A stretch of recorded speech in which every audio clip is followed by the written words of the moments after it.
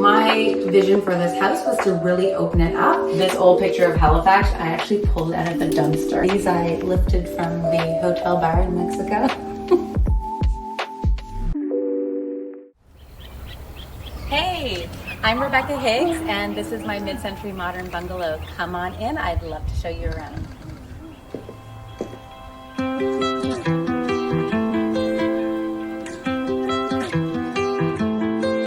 So the entranceway used to be really tight and pretty dark, and the whole house was full of hallways. My vision for this house was to really open it up, and for me as a designer, I really love when people come through the front door and there's this wow moment. So to have an open space and to be able to see right out to the Bedford Basin, I think is a real treat for the eyes.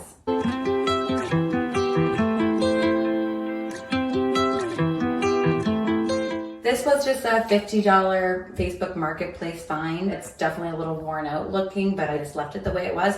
And it's become my everything console. I just shove stuff in it. All my keys change, mail, everything goes in here. What I did want to do is to create this sort of glass floor to ceiling wall in the office space. So you do get a little peek of the ocean from here. The open concept really allows for light to fill the entire space. Living in a nice, light, bright home really makes me feel happy getting up in the morning, and it also makes me feel super cheery at the end of the day to walk through a pink front door. Like I've said on my show, DIY Mom, I always live in a house with a pink door, just the way it is. So this is my office and music space. I have all of my old retro vintage guitars hanging on the wall. I used to play in some bands. I was in Ruby Jean and the Thoughtful Bees, and I had a solo album under my name, Rebekah Higgs. Using your instruments and hanging them on the wall is a great way to make art out of the things that you already have. I did a lot of wallpaper throughout the house. This is one of the more neutral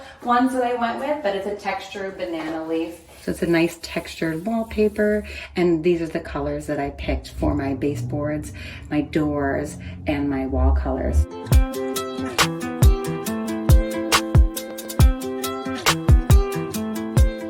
So I didn't want to go too overboard with different types of wood throughout the house, so I really stuck to 3 types of wood. I've got white oak and teak throughout the house, and then I did one specialty wood in my laundry room, which you're going to see later. But I just want to talk about my timber barn door for a second, because I wanted a mudroom off of the entrance. I also wanted the barn door to feel like a piece of art on the wall, but not be too farmhouse. So this is my mid-century modern version of a barn door, and it opens up into my mudroom. The mudroom is really practical because I can tuck like half of the things away. Winter sporting goods and winter jackets and boots and biking helmets and roller skates and all those things, they go in there. And then we've got our everyday hanging cubbies and cleaning storage here. And then this is my really fun pink powder room that sparks joy for me.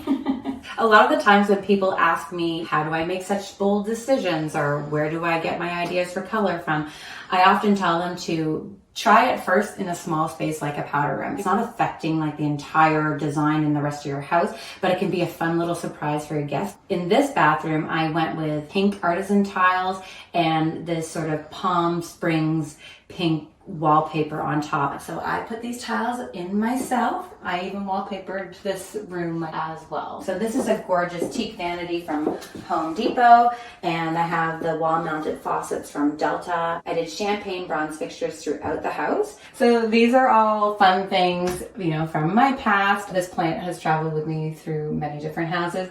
This old picture of Halifax, I actually pulled out of the dumpster in my dumpster diving days. A lot of the baskets and the old cameras and things like that I have in my house are things that I've collected over the years.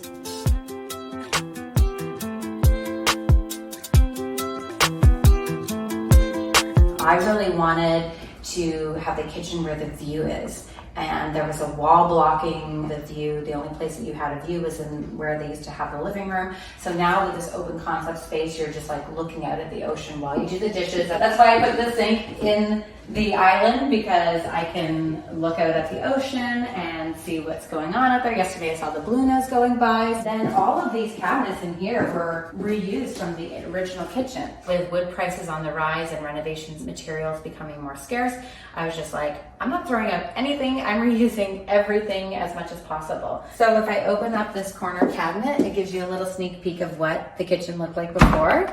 And this was a very traditional style cabinet. You may not know, but when you reverse it, you end up with a shaker style door.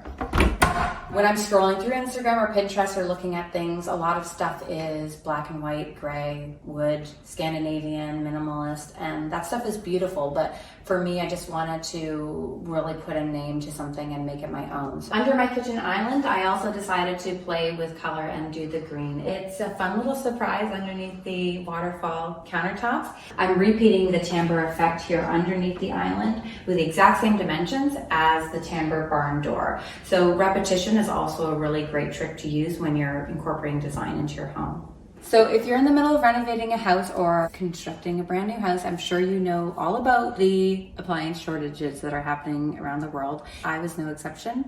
I ordered cafe appliances and they took forever to arrive, and they didn't all arrive at once, and I'm still waiting for my fridge. So what I did was I just took a stainless steel appliance to NDR Auto Solutions, and they do vinyl wraps on cars, and he vinyl wrapped my fridge for me. We ended up leaving this open concept with just the floating oak shelves. I wanted that brick to come through and tie into the other sides of the fireplace. So I've got things on display that are precious to me. I've got my grandmother's teacups and photos of my nanny Havel on the beach. You know, these I lifted from the hotel bar in Mexico. I'm a sentimental person. I get a lot of the hand-me-downs from my family. So opportunities like this to leave things that are precious to me on display work for me both aesthetically as a designer, but you know, making the space feel like home.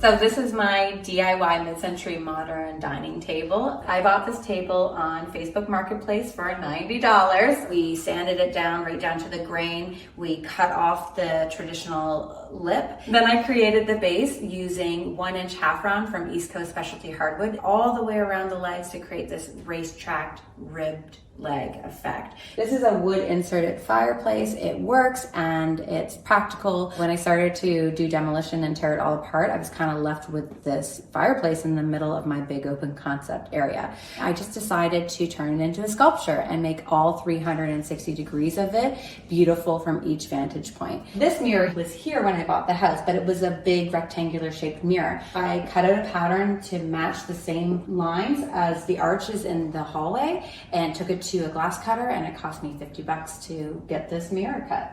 I love it when you look down the hallway here because you get the arch of the mirror and then you get the 3 arches going down the hallway. This is Ziggy's spot. She likes to watch doggy TV and just sit here and see who's walking up and down the street, don't you, Ziggy?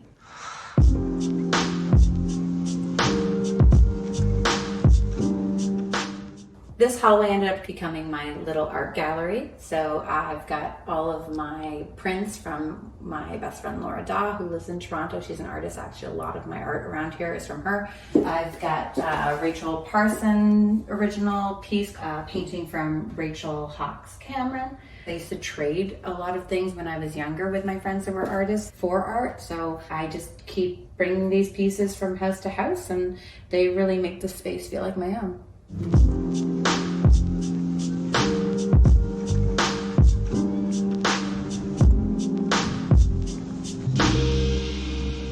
So this is the laundry room, and this is a beautiful piece of Mappa burl. I think it's from Southern California. These are cabinets that I reused as well from the original cabinet. So you can see I just flipped these. This is Lennon's bathroom. This bathroom didn't have any outdoor windows or exterior light, so I wanted it to feel as outdoorsy as possible. So I incorporated like the blue ceiling and the mountain peak tile and the cloud wallpaper. Then we added a little piano window that goes into the mudroom.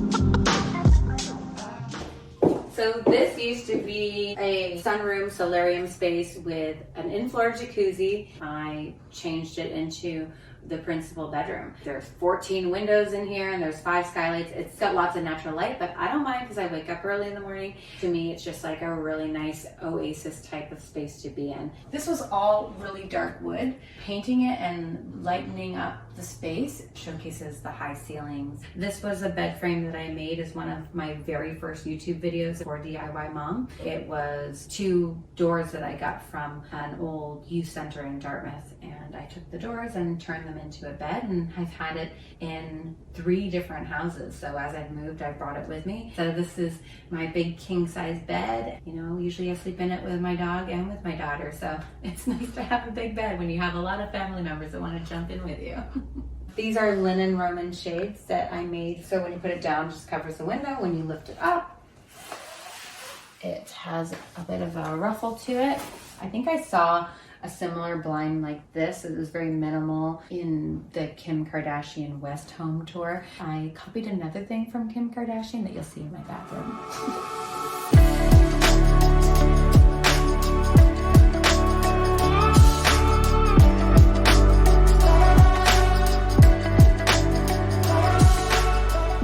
So this is my ensuite bathroom. I did a lot of fun design things in here, so people on Instagram have responded very well to it. This is my Kim Kardashian sink. So this is called the K sink, and it's just like your solid countertop with just a slit in it for water, kind of like a fun design surprise. Then the flooring that I did in the bathroom is the same flooring that's throughout my house, so that kind of gives the bungalow some flow. But then I did a really fun transition on the floor that I coined the shoreline transition, because it kind of looks like when the bubbles float up from the ocean onto the sandy beach. I actually took the sheets of tile and put them on my printer and scanned them to scale and printed them off, and then I cut out the shape of the tiles and I laid it out on the floor to come up with the pattern of how I wanted the tile to flow in and out. Then we put the tile on, and then we jigsawed the wood to fit into the tile. This is what you would call a wet room, so it's got my shower and my tub all in one space. I love this geometric tub shape, and this was the hexagon shelf I had at my Alderwood house. And then this was a window that was already here. So the old principal bedroom was like right here in the middle of the house, and it had 2 windows looking into the solarium. I just put a privacy film up so that my neighbors wouldn't see me through the skylights.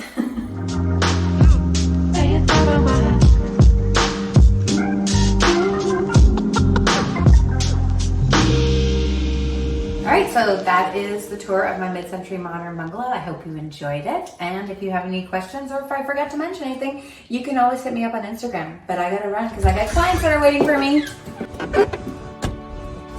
Don't let anyone tell you you can't do it yourself.